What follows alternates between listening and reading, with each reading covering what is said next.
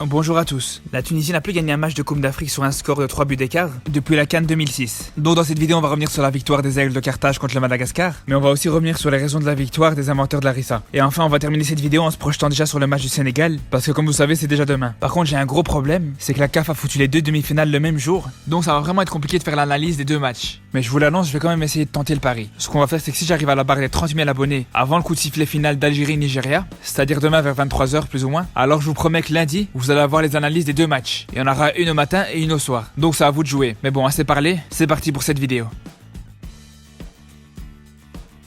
Après le match Madagascar-Tunisie, j'ai eu énormément de commentaires et de messages de Tunisiens qui me narguaient par rapport au score de l'équipe. Et ça sous prétexte que j'ai critiqué leur équipe après le match contre le Ghana. Et ça prouve juste une chose, c'est que ce genre de personnes, quand je critique leur équipe, ils écoutent même pas mes arguments. Parce que si vous avez écouté ce que j'ai dit dans ma vidéo précédente, vous allez vous rendre compte que ce match il m'a juste donné raison. Donc déjà pour rappel, j'avais dit que la Tunisie dégageait beaucoup trop le ballon, alors que quand elle voulait, elle pouvait proposer de très bonnes combinaisons. Et j'avais pris l'exemple de Meria dans le match contre le Ghana, qui avait fait 14 dégagements à lui tout seul, alors qu'ici contre le Madagascar, l'ensemble de l'équipe tunisienne a dégagé 13 fois. Et sur ces 13 fois, il y en a 4 dans le temps additionnel. Et j'avais bien insisté sur le fait que la Tunisie avait un très bon milieu de terrain qu'elle exploitait pas assez, et j'avais bien insisté sur le fait qu'elle devait plus utiliser ses joueurs, que ce soit avec Streri, Chalali le numéro 20 et Sassi le numéro 13. Et c'est exactement ce qui s'est passé dans ce match. Les Tunisiens ont très peu dégagé et tous les ballons passaient par ces trois joueurs. Deuxièmement, j'avais dit que j'étais vraiment pas content du match de Sliti Msakni contre le Ghana, parce qu'au vu de leur qualité, pour moi, ils devaient faire beaucoup plus. Et devinez qui a marqué dans ce match. Mais bon, pour la prestation de ces deux joueurs, on va y revenir plus tard. On va pas s'attarder sur ça. Après, je précise juste que je fais pas de généralité. Il y a aussi énormément de Tunisiens qui ont compris mes propos et qui étaient assez lucides pour savoir que si je critiquais la Tunisie, c'est parce que j'attendais beaucoup plus d'elle. Et surtout pas parce que j'étais jaloux que le Maroc était éliminé. D'ailleurs, c'est complètement ridicule de penser ça, parce que je vais vous faire une confidence. Pour moi, une finale Algérie-Tunisie, ça serait juste magnifique. Avec tout le respect que j'ai pour le Sénégal et le Nigeria. Non, en fait, pour le Nigeria, je m'en fous en fait. Après, je serais aussi content si le Sénégal va en finale, parce que j'aime beaucoup leur équipe, et en tant que pays musulman, j'ai beaucoup de respect pour eux. Mais une finale Tunisie-Algérie, ça sera vraiment une grosse affiche. Et depuis 2004, on n'a plus eu de derby maghrébin en finale de Coupe d'Afrique, et ce sera la première fois dans l'histoire que la Tunisie et l'Algérie s'affronteraient en finale. Et enfin, à titre personnel, je pense qu'à Tunisie-Algérie en finale de Coupe d'Afrique, alors que le Maroc est sorti en huitième de finale, ça retentirait tellement comme un échec au Maroc que ça pousserait les dirigeants du football marocain à revoir leur façon de travailler, et ça ferait évoluer notre football. Parce que la pire chose qui pourrait arriver au Maroc, c'est de minimiser cet échec en Coupe d'Afrique. Enfin bref, pour en revenir au match Tunisie-Madagascar, on a vu dès les 10 premières minutes que la Tunisie a montré un autre visage que depuis le début de cette CAN. Quand ils avaient le ballon, les Aigles de Carthage étaient très hauts, avec parfois même toute leur équipe dans le camp adverse. Les Tunisiens étaient vraiment dans le schéma classique de l'équipe avec un style offensif, avec les latéraux qui se projettent vers l'avant et qui permettent aux ailiers de se réaxer, soit pour pouvoir proposer des appels dans le cœur du jeu, comme on le voit ici avec Kazri, ou bien pour se mettre en position de frappe. Mais la différence la plus flagrante de la Tunisie par rapport à ses matchs précédents, c'était dans son jeu sans ballon. Alors que jusqu'ici on avait l'habitude de voir une équipe de Tunisie organisée derrière, dans ce match les Tunisiens nous ont proposé un autre schéma tactique. Ils étaient organisés dans un style de 4-5-1, avec Knissi devant, et les trois joueurs du milieu, accompagnés des deux ailiers, ils étaient alignés sur toute la largeur. Et ça s'est vraiment montré efficace, parce qu'ils récupéraient les ballons très haut. D'ailleurs ils ont réussi plus de tacles dans le camp adverse que dans leur propre camp. Pour vous faire une idée, sur les 32 ballons qu'ils ont récupérés, il y en a que 3 qui ont été récupérés dans leurs 30 mètres. Tout le reste était à hauteur du milieu de terrain, ou bien dans le camp adverse. Et ça c'est vraiment grâce à un pressing collectif, où tous les joueurs étaient impliqués. La preuve c'est que sur les 11 titulaires, à part Brown le défenseur central, tous les autres joueurs ont récupéré au moins 2 ballons chacun. Ensuite pour moi le meilleur joueur de ce match ça aurait pu être Kazri. C'est vrai qu'il a fourni un travail énorme. D'ailleurs il a récupéré 5 ballons dans ce match, et il me semble même que c'est un record dans cette Coupe d'Afrique pour un joueur de ce poste. Par contre ce qu'on peut lui reprocher c'est qu'il a été beaucoup moins percutant que d'habitude, mais ça c'est vraiment à cause de la défense malgache qu'il l'a vraiment bien muselé. Regardez par exemple sur cette action, il y a le latéral tunisien qui va essayer de trouver Kazri, mais alors qu'il a même pas touché encore le ballon, qu'il a les 4 joueurs malgaches qui viennent se resserrer autour de lui. Donc il a vraiment pas vécu un match facile. Par contre ce que je peux lui reprocher c'est que parfois il cherche à faire tout seul. Et quand il a l'espace suffisant ça marche. On l'a bien vu sur le but de Sliti, mais plusieurs fois il s'est entêté à vouloir faire la différence individuellement alors qu'il avait certaines solutions. Regardez par exemple ici, il a 4 joueurs autour de lui, mais il arrive quand même à rentrer à l'intérieur. Donc c'est parfait, il aurait pu profiter du fait qu'il a attiré tous ses joueurs pour pouvoir trouver Msakni qui est tout seul. Mais il va préférer s'isoler et chercher la complication. Alors que s'il avait fait la passe à Msakni, regardez l'espace qu'il avait. Et par rapport à ça, je trouve que justement Msakni a été le meilleur joueur de ce match. Déjà je me suis rendu compte qu'il a vraiment pris en maturité parce qu'il a su mettre son ego de côté pour mettre en valeur Kazri. Et ça de la part de Msakni, on n'y aurait jamais pensé il y a quelques années. Et pourtant dans ce match ça a été vraiment le cas. Regardez juste sur son but par exemple. Il y a quelques années Msakni il aurait fait quoi? Il aurait juste foncé tête baissée et essayé de faire le boulot à lui tout seul. Mais là il a eu l'intelligence de faire croire aux défenseurs que c'est ce qu'il allait faire, mais il a juste voulu l'attirer pour créer cet espace et glisser un ballon parfait à Kazri de l'extérieur du pied pour qu'il ait plus qu'à frapper. Après comme vous avez vu le mérite est quand même revenu à Msakni parce que le gardien a arrêté le tir de Kazri et il est revenu dans les pieds de Msakni. Donc c'est entre autres pour ça que j'ai trouvé que Msakni était vraiment le meilleur joueur de ce match. Et en plus de ça, si vous êtes toujours pas convaincu, il faut savoir que Msakni c'est le joueur qui a réussi le plus de dribbles possible. Et il a même provoqué une faute à l'entrée de la surface en première mi-temps, qui a donné un coup franc très bien placé à Kazri. Donc voilà, après j'espère que la Tunisie va vraiment jouer comme ça contre le Sénégal. Déjà pour le spectacle, mais surtout s'ils veulent essayer d'accrocher quelque chose. Donc pour moi, le sélectionneur tunisien n'a absolument rien à changer. Il faudrait juste préparer des nouvelles combinaisons avec Renissi, parce que le jeu de l'attaquant tunisien commence vraiment à devenir prévisible. Son action préférée, c'est la façon qu'il a marqué contre le Ghana, c'est-à-dire avec un faux appel au deuxième poteau, pour pouvoir attirer le défenseur avec lui et élargir l'intervalle. Et il termine par faire son appel dans l'espace au premier poteau. Donc voilà, c'est du vu et du revu. Je pense que si moi je l'ai vu, ça doit être pareil pour les défenseurs sénégalais, donc je pense plus qu'ils vont se faire avoir. C'est pour ça que j'espère pour la Tunisie que pour l'entraînement d'aujourd'hui, il était consacré à travailler des nouvelles combinaisons pour Renissi, parce que franchement, à part ça et les coups de pied arrêtés, pour moi c'est vraiment la seule chose à préparer avant le match du Sénégal. Donc voilà, merci d'avoir regardé cette vidéo. N'oubliez pas le pari des 30 000 abonnés. Pour rappel, si on arrive à la barre des 30 000 avant demain soir, je m'engage à sortir 2 vidéos lundi avec l'analyse des 2 demi-finales. Donc vous savez ce qu'il vous reste à faire.